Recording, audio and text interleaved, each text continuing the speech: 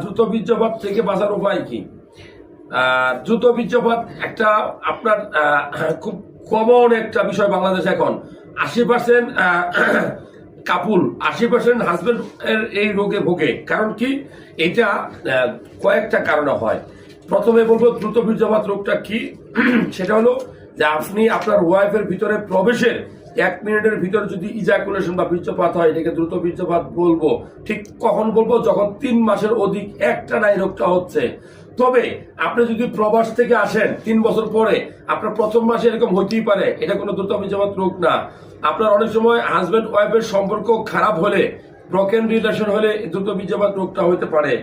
অনেক সময় nervousness, tension, anxiety, depression, এগুলা দ্রুত বীর্যপাত রোগের 80% কারণ।